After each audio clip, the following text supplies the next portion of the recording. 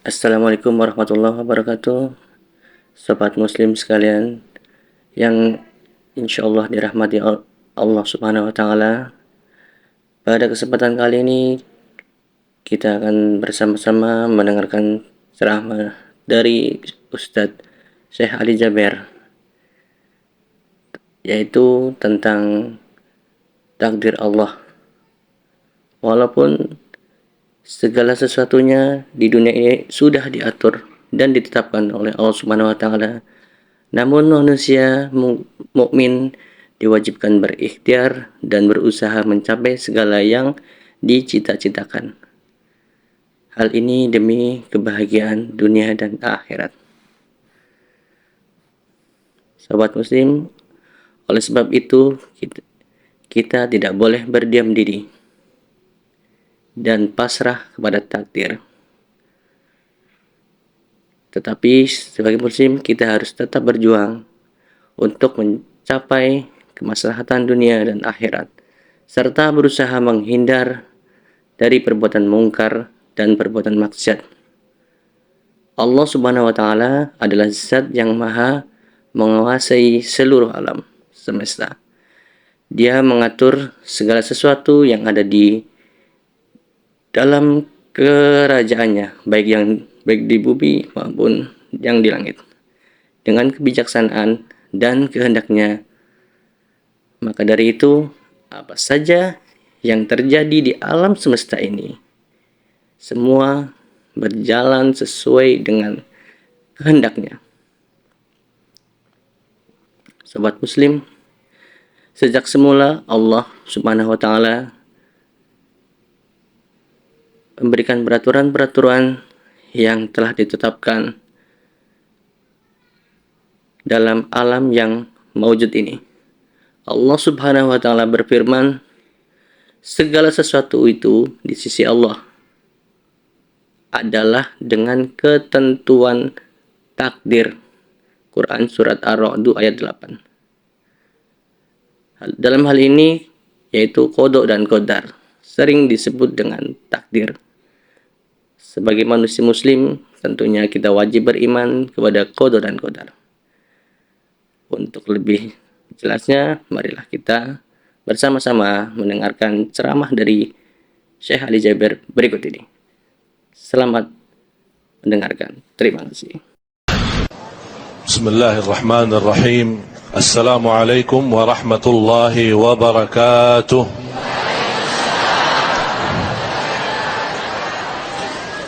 الحمد لله رب العالمين والصلاة والسلام على أشرف الأنبياء والمرسلين وعلى آله وصحبه ومن تبعهم بإحسان إلى يوم الدين.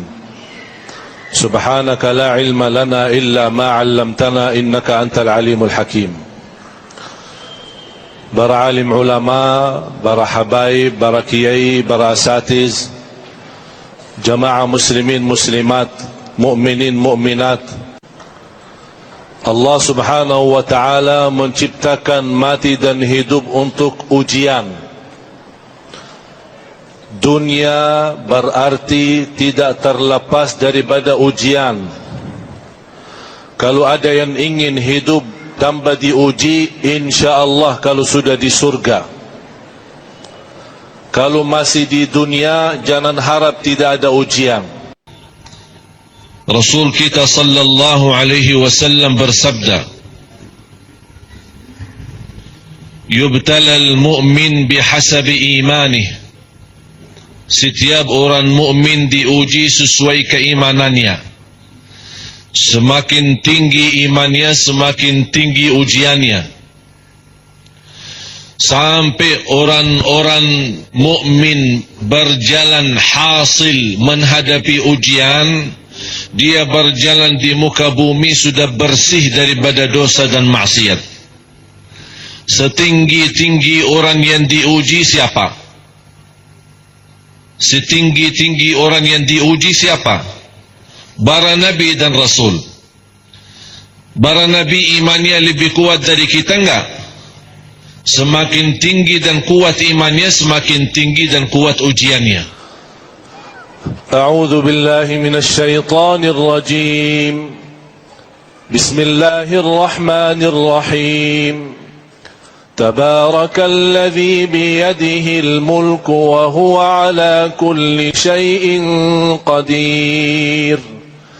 الذي خلق الموت والحياة ليبلوكم أيكم أحسن عملا وهو العزيز الغفور. Inti daripada ujian, siapa yang terbaik antaramu sebaik-baik amal. Wal ma'na min al-ibtila istikhlasul du'a. Inti daripada ujian untuk membiasakan diri bermunajat, menadu kepada Allah Subhanahu wa taala. Sebagaimana Nabi Yaqub begitu proses panjang ujiannya, pertama kehilangan anaknya, belum lagi terjadi fitnah di antara anaknya sendiri, berita terbunuh anaknya, banyak yang dihadapi oleh Nabi Yaqub. Tapi beliau masih memiliki keyakinan yang luar biasa terhadap Allah. Oleh kerana itu Allah gambarkan bagaimana tulus dan ikhlas doa kita kepada Allah Subhanahu wa taala, apalagi di saat ujian. Qala innama ashku bathi wa huzni ila Allah وَأَعْلَمُ مِنَ اللَّهِ مَا لَا تَعْلَمُونَ. Aku hanya menadu kepada Allah Subhanahu wa taala, walaupun takdir itu takdir Allah, atas hendak Allah Subhanahu wa taala, tapi kita sebagai manusia masih memiliki ikhtiar. Tidak ada yang berkata enak-enak dosa, ya buat apa, saya terpaksa. Memang Allah takdirkan. Orang yang tidak pernah jemput hidayah dan tidak pernah cari ridha Allah, tidak pernah mencintai masjid, jangan harap masjid yang datang mencari kita.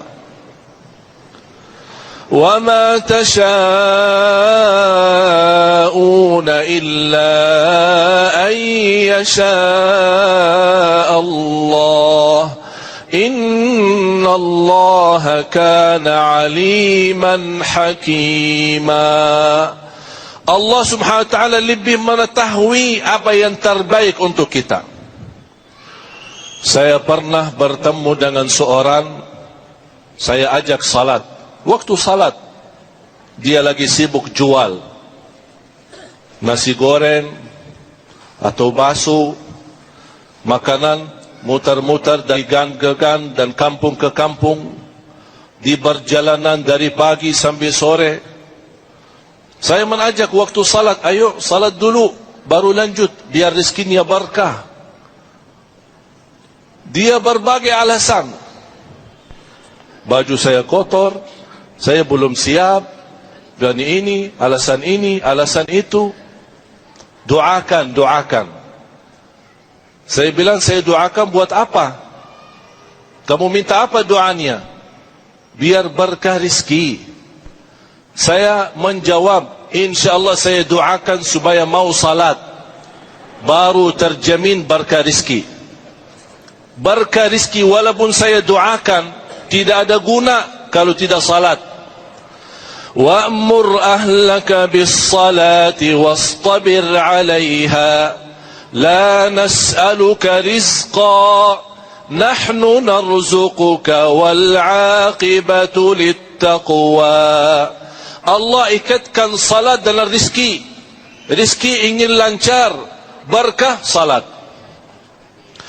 Orang-orang yang ingin menjemput hidayah, yang kita setiap hari baca di dalam suratul Fatihah, ihdinas siratal mustaqim, itu bukan hanya sebuah bacaan yang kita semua hafal dan minimal kita baca 17 kali dalam salat fardu, tapi ada tanda dan bukti gerakan, ada usaha dan ikhtiar menjemput hidayah Allah Subhanahu wa taala.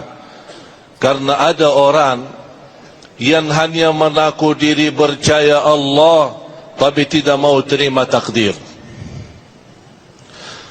Padahal Allah menjanjikan di belakang takdir banyak karunia yang kita tidak bisa menghitungkan. Semua ada hikmah takdir dan qadar.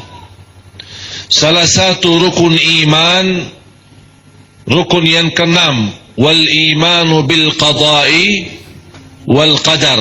Iman terhadap qada dan terhadap takdir. Apa beda antara qada dan takdir? Takdir adalah tetapan Allah subhanahu wa ta'ala sebelum ada bumi dan langit. Allah menciptakan al-qalam untuk menulis. Setelah diciptakan al-qalam, Allah perintahkan al-qalam, tulislah. Kata al-qalam, ya Allah, apa yang aku tulis? Kata Allah subhanahu wa ta'ala, tulislah apa yang akan terjadi sampai hari kiamat. Ditulis oleh al-qalam di dalam buku yang disimpan di Al-Lauhul Mahfuz. Di riwayat Imam Muslim, kejadian itu, tulisan takdir itu sebelum ada bumi dan langit 50.000 tahun. Berarti kita di Indonesia, orang yang di Madinah, orang yang di mana, ini berarti sudah 50.000 tahun sebelum ada bumi dan langit. Itu menunjukkan Allah subhanahu wa ta'ala memiliki kekuasaan ilmu.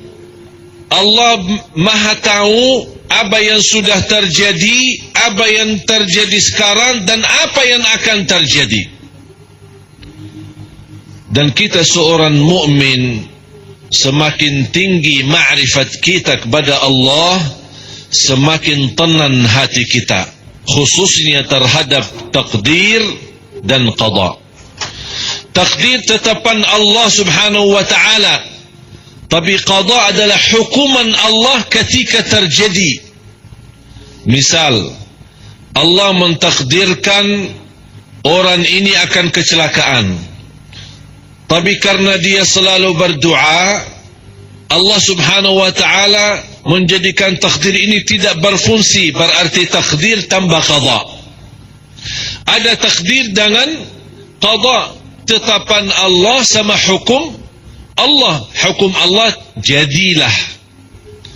Innama amruhu idza arada syai'an an yaqula lahu kun fayakun. Itu namanya qada. Kun, jadilah, yang ditetapkan oleh Allah subhanahu wa ta'ala. Para jamaah sekalian, martabat takdir ada dua hal. Hal yang tidak bisa ikut campur oleh manusia, itu urusan Allah saja, tidak bisa kita ikut campur. Namanya al-qadarul kauni, iradah kauniyah. Semua yang ada di muka bumi ini milik Allah subhanahu wa ta'ala. Kita tidak mampu membindahkan atau melempatkan terbitnya matahari.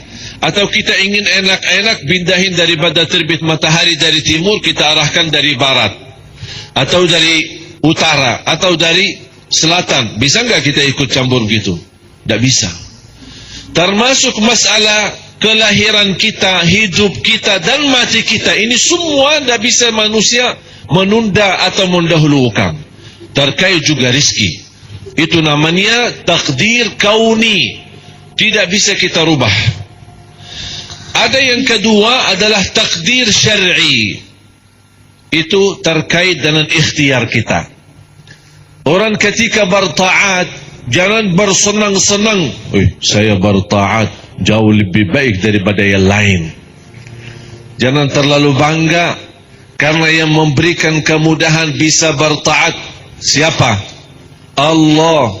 Yang memberikan kita bisa bangun tahajud malam hari siapa?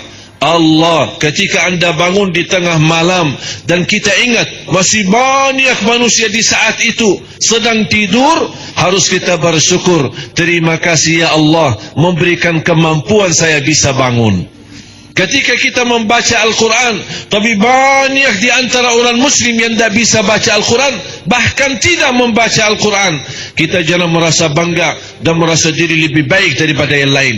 Justru kita bersyukur kepada Allah karena Allah takdirkan kita dengan usaha dan ikhtiar kita. Karena ada takdir terkait dengan ikhtiar. Tapi ada orang berkata, kalau memang semua takdir Allah, berarti kalau saya berdosa maksiat, itu takdir Allah. Bapak Ibu,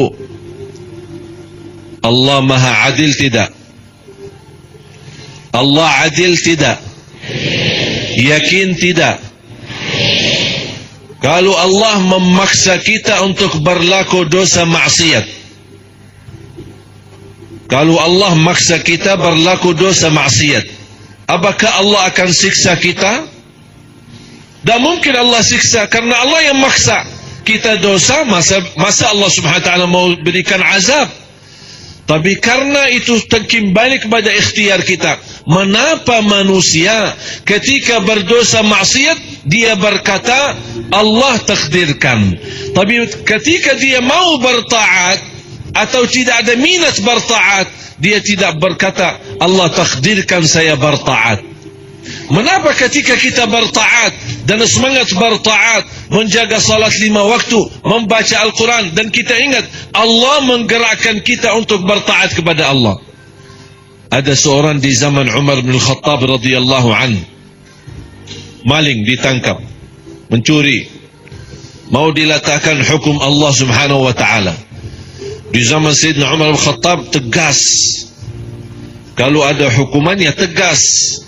Orang maling dipotong tangannya, dan dia ngaku mencuri. Dia berkata, ya betul saya mencuri, tapi jangan potong tangan saya, karena saya mencuri karena Allah takdirkan. Jadi jangan salahin saya. Kok salahin siapa ya? Masa kita mau bilang salahin Allah subhanahu wa ta'ala? Kata Umar bin Khattab radhiyallahu anhu, saya juga beriman terhadap takdir, dan saya memotong tanganmu karena Allah takdirkan saya untuk memotong tanganmu. Jadi jangan menjadikan alasan kita berdosa dan maksiat. Mengapa orang-orang ketika masalah rezeki, dia mau keluar, berusaha, bekerja keras, kenapa tidak berkata, kalau Allah sudah menetapkan rezeki, ya buat apa ya saya jalan mencari rezeki? Diam aja. Ada orang selalu berdoa, bahkan bertemu dengan ulama, minta tolong doain. Minta apa? Supaya dapat keturunan. Doanya itu aja. Ya Allah, berilah kepada saya keturunan. Ya Allah, berikan kepada saya keturunan, anak salih salihah. Akhirnya tanya sama ulama, Iman, inti sudah berapa lama nikah sambil tidak punya keturunan? Saya belum nikah. Apakah boleh seperti itu? Takdir itu bukan sesuatu yang kita bodohi. Oh ini, saya bisa dapat anak tambah menikah, atau saya bisa mendapatkan rezeki tambah berikhtiar dan berusaha. Tidak bisa. Oleh karena itu ada takdir yang masih disertai dengan usaha dan ikhtiar. Allah takdirkan kita orang salih karena kita ingin jadi orang salih. Allah takdirkan kita mau berdosa maksiat karena kita yang mau berdosa maksiat, masih ikuti hawa nafsu. Tapi ketika kita tegas terhadap diri hawa nafsu kita, kita kendali hawa nafsu kita. Ketika ada dosa maksiat, kita ingat kebesaran Allah. Di situ kita tahu Allah memang takdirkan, tapi Allah rubahkan takdir itu karena kita tidak mau berdosa agar mendapatkan murka Allah, tapi kita ingin lebih baik, termasuk juga bertaat. Iyyaka na'budu wa iyyaka nasta'in. Tidak sempurna ibadah kami ya Allah kecuali pertolongan darimu ya Allah. A'udzu billahi minasyaitonir rajim. Bismillahirrahmanirrahim. قل اللهم مالك الملك تؤتي الملك من تشاء وتنزع الملك ممن تشاء وتعز من تشاء وتذل من تشاء بيدك الخير إنك على كل شيء قدير تولج الليل في النهار وتولج النهار في الليل وتخرج الحي من الميت وتخرج الميت من الحي وترزق من تشاء بغير حساب. Sadaqallahul Azim. Bapak Ibu, kekurangan kita belum memahami Al-Quran. Sungguh kita sebagai orang mukmin yang semestinya mempelajari Al-Quran, mendalami Al-Quran. Banyak orang malas mempelajari Al-Quran karena dia menghitungkan jumlah halamannya, menghitungkan jumlah ayatnya. Tapi kalau kita mulai setiap hari satu ayat, ambil artinya, dalami tafsirnya, saya yakin beberapa tahun kemudian kita sudah betul-betul mantap iman dan tinggi ilmu kita. Semakin dekat dengan Al-Quran, semakin mengenal Allah. Semakin dekat mengenal Allah, semakin yakin dan percaya semua di dunia ini atas izin Allah. Mau dia baik, mau dia buruk. Rasul kita sallallahu alaihi wasallam bersabda, "Ajaban li amril mu'min." Ada satu sifat kelebihan orang mukmin. Sampai Rasulullah SAW kagumi kelebihan itu. Heran luar biasa seorang mukmin itu. Ajaban li amril mu'min. Inna amrahu kullahu khair. Segala urusannya, apa yang dihadapinya bagi orang mukmin selalu baik. Apa dasarnya seluruh sesuatu yang dihadapi oleh mukmin itu selalu baik? Rasulullah SAW menggambarkan karena ada dua hal. Yang pertama, in asabathu sarra syakar fakana khairan lah. Setiap dia mendapatkan kenikmatan, kebahagiaan, berita gembira, hal-hal yang baik, dia selalu bersyukur. Wa in asabathu dharra sabar. Ketika diuji, ada kena mudarat, ada kena musibah, ada hal-hal yang tidak diinginkan, dia selalu sabar. Dan dua hal ini, kata Rasulullah, tidak bisa dimiliki selain orang beriman. Khususnya di antara sifat imannya adalah iman kepada rukun yang keenam, al-imanu bil qada'i wal qadar, iman terhadap takdir dan qada. Kalau kita betul-betul percaya dan yakin semua atas izin Allah, termasuk nikmat, tidak akan membuat kita terlalu senang. Kadang-kadang terlalu senang membuat kita sombong. Tapi kalau orang mukmin dia tahu, bukan karena kelebihan saya, bukan karena anak buah saya yang banyak, bukan karena ahli dan staf-staf saya, ada ahli ekonomi, ada ahli apa, mereka karena kelebihan mereka, ada yang tamatan Amerika, ada yang tamatan Inggris. Karena adanya mereka ini, saya bisa menjadi orang yang hebat. Dia lupa, ini semua Allah takdirkan dan menghantarkan makhluk-makhluk ini menjadi mereka membantu dia supaya menjadi orang kaya, menjadi orang penduduk tinggi, atau menjadi orang pejabat, atau menjadi orang sesuatu. Ini semua kalau kita percaya takdir dan qada, pasti kita bersyukur karena Allah takdirkan kebahagiaan ini bukan karena kelebihan saya, bukan karena Allah terlalu cinta sama saya, tapi Allah Subhanahu wa taala memberikan itu karena ada hikmah di belakangnya. Sebaliknya, ketika ada seorang yang diuji dengan musibah, jangan anda merasa Allah benci sama saya, Allah tidak senang sama saya, mengapa saya diuji seperti ini? Sebenarnya jamaah sekalian, Kalau kita sudah mulai berkata, mengapa Allah seperti ini bersama saya, tolong periksa imannya.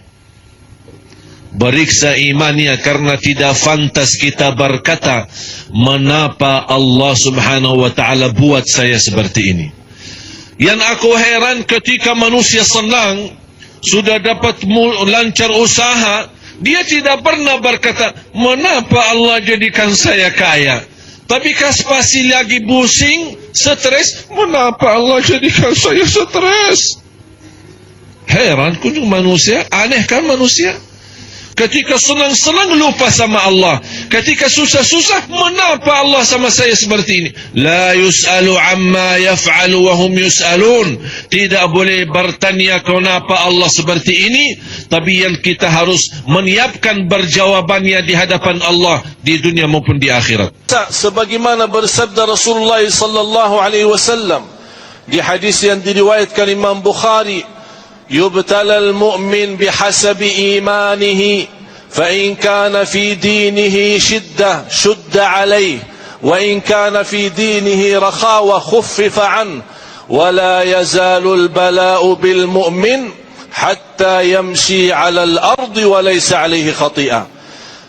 Rasulullah SAW menggambarkan orang yang teruji, semakin tinggi iman semakin berat ujian. Tapi saya yakin jamaah sekalian, belum ada yang teruji sebagaimana Rasulullah SAW. Pertanyaan saya, apakah ada di antara jamaah sekalian ketika lagi sujud, dibuang di atas kepalanya kotoran unta? Ada? Belum kan? Berarti belum diuji. Karena Rasulullah saja yang namanya Rasul mampu mengangkat tangan berdoa untuk menghancurkan musuhnya, tapi bersabar. Sujud di hadapan Ka'bah, datang musuhnya membuang kotoran sampah di atas kepalanya Rasulullah SAW. Begitu luar biasa yang diajarkan oleh Nabi kita Nabi Muhammad SAW supaya menjadi umat yang sabar. Dan sabar, sering saya menerima pertanyaan, iman ada batas? Tidak ada batas sabar. Kalau saya berkata sabar, terus kalau selain sabar, bersabarlah. Itu selain sabar.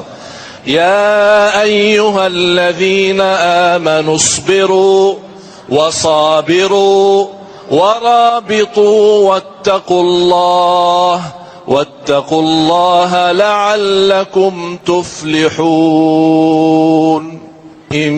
من الخوف والجوع ونقص من الأموال والأنفس والثمرات وبشر الصابرين الذين إذا أصابتهم مصيبة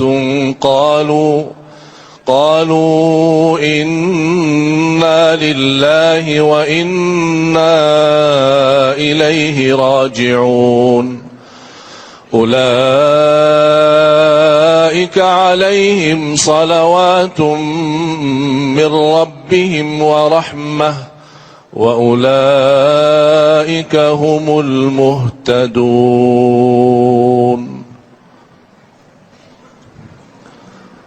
Orang yang sabar,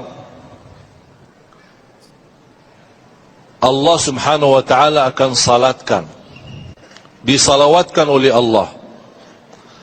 Ketika kita bersalawat kepada Nabi Muhammad sekali, Allah balas 10 kali. Ternyata ada amalan bukan hanya salawat kepada Nabi Muhammad sallallahu alaihi wasallam, tapi ada amalan yang bisa membawa kita mendapatkan salawat Allah untuk kita. Dan penafsiran ulama, salawat Allah adalah anugerah, kemuliaan, rahmat, kasih sayang, ampunan, banyak di dalam kata salawat. Di antara yang mendapatkan dibalas oleh Allah salawat selain salawat kepada Nabi Muhammad adalah bagi orang yang sabar. Ketika kita menerima sebuah ujian dan takdir, sikap seorang mukmin yang dia tahu dan percaya takdir itu tidak akan dirubah kalau memang sudah terjadi. Berarti anda punya pilihan, salah satu dari dua pilihan. Ikhlas, ridha dan sabar, takdir tetap berjalan, pahala sempurna dan dapat ridha Allah. Tidak ikhlas, tidak ridha dan tidak sabar, takdir tetap berjalan dan rugi pahala dan mendapatkan murka Allah. Silahkan milih yang mana. Kalau memang di dua sisi tetap takdir berjalan, istilahnya kalau saya marah dan bersikap keras atau saya tidak menerima, apakah takdir berubah? Tidak akan berubah, tetap berjalan. Kalau saya ridha, saya ikhlas, saya terima dan saya sabar, apakah takdir berubah? Tetap tidak berubah, tetap takdir berjalan. Tapi bedanya apa kalau memang dua-duanya tetap takdir berjalan? Yang pertama yang ikhlas, sabar dan ridha, dia dapat pahala sempurna, dapat salawat, dapat rahmah, dapat hidayah, wa ulaika humul muhtadun, diberikan oleh Allah petunjuk. Tapi yang tidak sabar, tidak ikhlas dan tidak ridha, takdir tetap berjalan, rugi pahala, bahkan bisa mendapatkan na'udzubillah kemurkaan Allah subhanahu wa ta'ala. Oleh karena itu jamaah sekalian, harus kita fahami, di dalam ajaran Islam ada kata takdir, ada kata qada. Qada adalah hukum Allah yang sudah berlalu. Terjadi sesuatu musibah, kalau sudah terlihat musibah dan kita sendiri merasakan dan menghadapinya, itu sudah dari takdir menjadi qada. Tapi banyak di antara kita yang belum tahu apa yang disembunyikan oleh Allah di dalam takdir yang belum jadi qada. Banyak. Bahkan kata Imam Ibn Qayyim, kalau Allah izinkan manusia boleh melihat buku takdirnya masing-masing, akan bersyukur kepada Allah subhanahu wa ta'ala. Kalau boleh manusia semua, silahkan lihat nasibmu, takdirmu selama hidup sampai di akhirat. Kata Imam Qayyim, semua manusia akan bersyukur masing-masing. Begitu luar biasa karunia Allah subhanahu wa ta'ala. Ada seorang datangi ulama besar, membawa banyak masalah, curhat, disampaikan apa masalahnya, banyak. Masalah keluarga, masalah keturunan, masalah jodoh, masalah usaha, masalah. Kata ulama, silahkan tuliskan masalahmu. Ditulis. Selesai dituliskan semua, dibawa kemari. Ini suratnya. Udah, suratnya itu masukin di dalam kotak saja. Ada sebuah kotak besar, disimpan, masukin suratnya. InsyaAllah beres. Bukannya kamu pulang, tenang-tenang saja. InsyaAllah beres. Sekian bulan, dah ada perubahan, malah tambah lebih parah. Datang ke lagi ke ulama, gimana?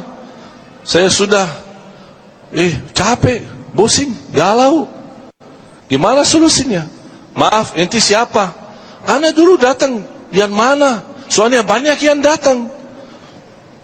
Buktinya tanda saya bawa surat. Suratnya di mana? Itu di dalam kota itu. Silahkan buka. Dibuka kotanya, dibawa. Di dalamnya ternyata memang banyak surat. Ayo silahkan cari suratmu. Sambil dia mencari surat dia sendiri, ternyata dia sempat membaca surat-surat orang lain. Begitu dia baca, Astaghfirullahaladzim, Astaghfirullahaladzim, Astaghfirullahaladzim. Dia kaget. Belum ketemu suratnya, dia langsung datang ke guru. Cukup saya terima takdirku aja daripada membaca bacaan orang lain. Ternyata orang lain lebih parah. Makanya terima apa adanya, nikmati apa adanya. Sungguh Allah subhanahu wa ta'ala maha baik dan maha adil. Tak ada orang yang teruji di luar batasnya yang tidak mampu dia hadapi. asal sikap kita baik, ucapan pun baik, ada janji Allah Subhanahu wa taala untuk kita. Apa janji Allah? أصاب من مصيبة في الأرض ولا في أنفسكم إلا في كتاب من قبل أن نبرأها إن ذلك على الله يسير لكي لا تحزنوا على ما فاتكم ولا تفرحوا بما آتاكم والله لا يحب كل مختال فخور. Jamaah sekalian yang dimuliakan Allah Subhanahu wa taala, semua takdir sudah tertulis bukan sebelum ada manusia lagi, sebelum ada apa-apa di dunia ini. 500 tahun sebelum ada bumi dan langit, bahkan sebelum ada makhluk pun, ketika Allah menciptakan Al-Qalam, uktub ma yakun wa ma sayakun ila qiyamis sa'ah. Tulislah, itu Al-Qalam diperintahkan oleh Allah, tulislah. Dan itulah yang dijelaskan oleh ulama, pertama makhluk yang diciptakan oleh Allah adalah Al-Qalam. Diperintahkan menuliskan semua negara-negara, keturunan-keturunan, nama-nama, rizki-rizki, di mana ditempatkan, di mana tinggal. Di antaranya si Ali Jaber, lahir Madinah, pindah ke Indonesia. Kok bisa datang ke Indonesia, ngapain? Orang-orang aja milih duduk di Madinah, betul tak? Mau di Madinah atau di Indonesia? Kok masa tak cinta Indonesia sih? Lahir besar di Madinah, dah pernah mimpi muka Indonesia, dah pernah bercita-cita bisa bahasa Indonesia. Tapi takdir, percaya dan nikmati, ambil hikmah dan berilah yang terbaik. Mau di mana tempatkan, mau di Madinah, mau di Indonesia, mau di manapun, kita selalu berupaya menjadi hamba yang diridai Allah Subhanahu wa taala. Itulah bukti seorang iman dan percaya takdir itu pasti ada hikmah. Walaupun awal-awalnya merasa merindukan Madinah, sedih menjauh dari Madinah, yang biasa lahir besar, lingkungannya Masjid Nabawi, nikmati. Kalau makam Nabi Muhammad SAW, setiap hari kita tinggal mampir saja, Assalamualaikum ya Rasulullah. Para sahabat, lebih dari 10,000 sahabat Rasul ada di Baqi'. Sekarang sudah jauh menjadi seperti jamaah, sekali-kali setahun kalau dapat syukur umrah bisa ke sana. Mudah-mudahan yang belum umrah dimurahkan rezekinya bisa umrah ke Tanah Suci, dan insyaAllah bisa haji ke Tanah Suci. Mudah-mudahan semua. Kalau sudah saatnya, pasti bagi Allah, sebagaimana Allah gambarkan, inna dzalika 'ala Allah yasir. Masalah tertulis takdir itu bagi Allah sangat mudah. Apa janji Allah? Ini penasaran kan? Apa janji Allah? Itulah bersabda Rasulullah SAW di hadis yang sahih. Ketika seorang ditimpa musibah, Allah Subhanahu wa taala bertanya kepada malaikatnya, "Madza qala 'abdi?" Apa kata hambaku?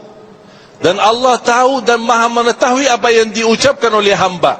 Tapi inilah proses kejadian ini disaksikan oleh malaikat. Apa kata hambamu?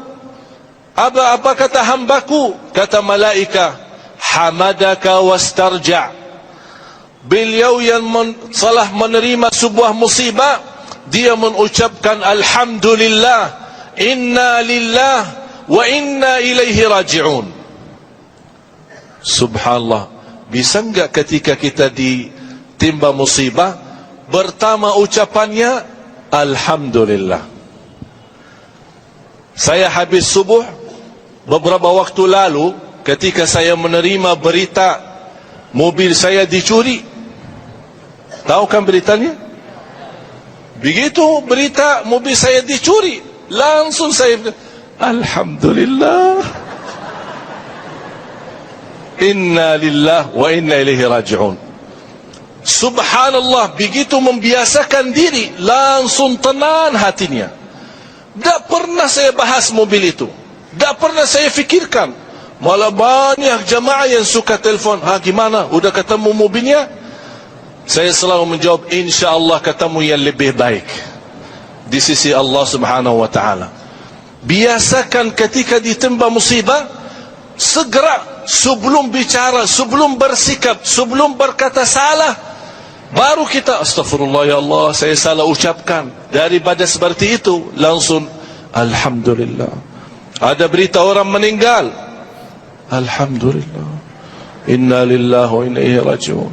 Doakan yang sudah meninggal, tapi jangan ngamuk, jangan marah sampai nangis-nangis, berteriak-teriak. Tidak akan merubah takdir, dan orang yang sudah mati tidak akan kembali hidup. Tapi kita dapat dimurkai Allah karena kita bersikap yang tidak baik. Tapi apa yang dibalas oleh Allah bagi orang yang mampu menghadapi musibah dengan ucapan alhamdulillah, inna lillahi wa inna ilaihi raji'un. Qala Allah, ibnu li'abdi baitan fil jannah wa sammuhu baital hamd. Kata Allah, perintahkan malaikatnya kepada hambaku yang telah saya berikan ujian dan musibah, dan dia berkata alhamdulillah, bangunlah rumah di dalam surga, dan dinamakan rumah itu Baitul Hamd, rumah Alhamdu. Berarti ada rumah spesial khusus bagi orang yang bersikap baik terhadap ujian. Ketika sudah di dalam surga nanti, dia melihat ada tulisan, rumah saya Baitul Hamd, rumah Alhamdu. Banyak juga alhamdu, alhamdu, alhamdu. Kenapa? Karena dia sudah bersikap. Ketika diuji oleh Allah, dia yakini itu datang dari siapa? Dari Allah. Dan jangan anda merasa kalau Allah menguji kita seolah-olah Allah menghukum kita. Itu tidak baik bersikap seperti itu. Allah tidak menghukum kita, tapi justru tanda ujian Allah membersihkan kita. Inna Allah la ya'khudhu illa liyu'ti. Allah tidak pernah mengambil sesuatu, pasti ada tujuan untuk memberi yang lebih baik. Bukan memberi yang lebih kurang, memberi yang lebih baik. Tapi proses menerima yang lebih baik itu tergantung sabar. Kalau ikhlas, super sabar, kun fayakun, datang yang lebih baik. Tapi kalau sabarannya masih tergoda, belum begitu kuat, ternyata yang terbaik yang dijanjikan oleh Allah agak lama baru datang. Makanya kita biasakan diri super ikhlas, super sabar, agar kita melihat begitu mulianya Allah, dahsyatnya Allah, hebatnya Allah memberikan kepada hamba yang terbaik. Yakini jamaah sekalian yang dimuliakan Allah subhanahu wa ta'ala, Allah maha adil, Allah maha baik. Kalau Allah inti daripada ujian, Allah mau menghukumkan kita, ingat ayat ini di surah Fatir, surah 35 ayat 45. Mohon menjadi pelajaran untuk kita semua. Kalau kita tahu memang takdir itu adalah hukuman Allah, berarti tidak ada makhluk pun yang mampu hidup di bumi. A'udzu billahi minasy syaithanir rajim. ولو يؤاخذ الله الناس بما كسبوا ما ترك على ظهرها من دابة ولكن يؤخرهم إلى أجل مسمى فإذا جاء أجلهم فإن الله كان بعباده بصيرا. Mohon jamaah sekalian, nanti buka Al-Quran surah 35 ayat 45, supaya kita tahu kalau memang Allah menghukumkan kita atas salah dan dosa kita, tidak ada yang mampu hidup di muka bumi. Para jamaah sekalian yang dimuliakan Allah subhanahu wa ta'ala, kita seorang mukmin, kita tahu adanya di dunia ini semua ada tujuan. Bahkan takdir tidak keluar dari 3 poin. Ada takdir umuran, sejak kita lahir sampai wafat. Apa isinya, apa namanya, siapa namanya, turunan mana, apa ini semua, termasuk rezeki, kemudian apakah bahagia atau sengsara. Ini namanya takdir umur. Sepanjang umur kita sudah ditetapkan oleh Allah. Yang kedua, takdir tahunan. Itu setiap ditentukan di Lailatul Qadar. Diambil dari takdir umuran itu yang sudah ditetapkan oleh Allah di Lauhul Mahfuz, turunnya di tahun itu. Inna anzalnahu fi lailatin mubarakatin inna kunna mundirin fiha yufraqu kullu amrin hakim. Di surah Ad-Dukhan Allah gambarkan setiap malam Lailatul Qadar Allah mentakdirkan apa yang akan terbuat di tahun ini. Tahun ini Bapak Ibu haji, tahun ini umrah, tahun ini beli rumah, tahun ini dapat anak, tahun ini anaknya menghafal Al-Quran. Itu namanya tahunan. Ada takdir harian, kullu yawmin huwa fi sya'n. Kita akan baca, yas'aluhu man fis samawati wal ardi kulla yawmin huwa fi sya'n. Setiap hari Allah Subhanahu wa taala punya urusan. Ampuni orang itu, Allah maafkan orang itu, Allah lancarkan usaha ini, Allah sembuhkan sakit orang itu, Allah Subhanahu wa taala menerima taubat orang ini. Ini semua sehari-hari. Berarti setiap hari Allah Subhanahu wa taala punya urusan sama hamba-hambanya. Orang yang berdoa diterima doanya, orang yang akan menghadapi musibah karena sering berdoa Allah menunda musibahnya, orang yang beristighfar diampuni dosanya. Subhanallah, itulah hari-hari kemuliaan Allah kepada hamba-hambanya. Tapi kita tidak tahu.